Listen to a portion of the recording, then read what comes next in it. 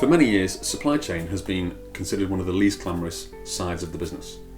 But that perception has shifted as more and more companies are waking up to the fact that supply chain can be a powerful source of competitive advantage.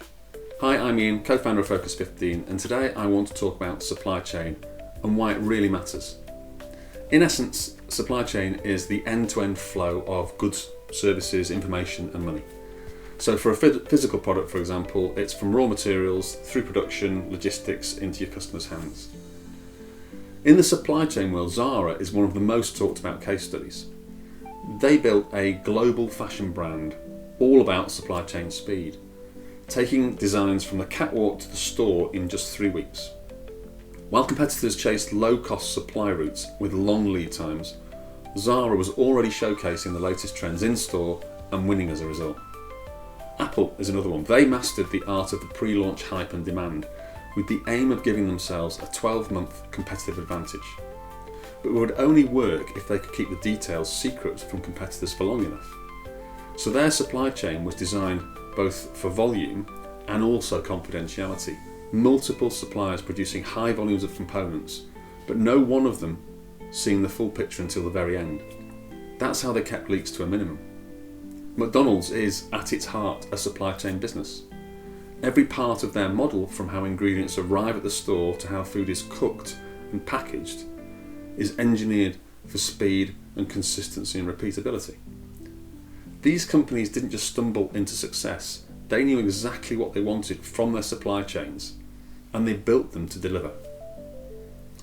Now, not every supply chain needs to be a competitive weapon, it doesn't need to be a competitive advantage, but it should never be an afterthought. So you need to be clear about exactly what you want from your supply chain before you build it. A few years ago, I was asked to develop a supply chain strategy for a global brand. So I started with a survey of the leadership team to find out exactly what they thought the role of supply chain was in the organisation and what they expected to deliver. 12 people in the survey and all had wildly different views. How can a supply chain deliver the right service if the leadership aren't aligned? They've got to know what it's doing. So getting that clarity up front is crucial. What do you want your supply chain to be? Then it comes to design. And there are loads of theories about optimum supply chain. There's lean, agile, Six Sigma, all sorts of witchcraft that consultants have come up with. But fundamentally, good supply chain, in my view, is about laying the tracks for a smooth, efficient and repeatable journey. So that each piece of the track delivers a reliable output every single time and joins seamlessly with the next piece in the track. Each piece disciplined to do its job in order for the final output to meet or exceed the customer's expectations. The better those pieces fit together, the more efficient the whole system becomes. But things do go wrong and demands change. They always do. It might be a major issue like a production line breakdown or something really minor like a traffic jam delaying the delivery of a truck to a store. Either way, the best supply chains are built with flexibility and contingency plans to handle disruption. Back in the late 90s, when supply chain automation was really taking hold, I remember a leading supermarket chain building perhaps the first fully automated warehouse. It was huge, cost an absolute fortune, and the supply chain director, who at that time was being hailed as a visionary, he was insistent that their cutting-edge technology was groundbreaking.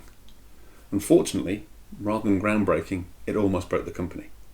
Within a matter of months, the company was struggling to keep shelves stacked. It was absolute disaster because they completely ignored the need for flexibility to cope with the peaks and troughs that the business inevitably had, and contingency plans didn't exist in the event of failure.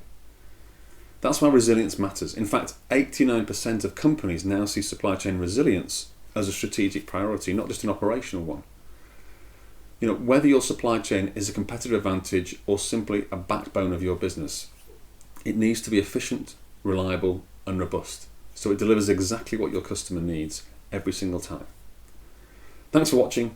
If you found this useful, hit subscribe, drop a comment or get in touch at focus15.co.uk. In the meantime, stay focused and we'll see you in the next one.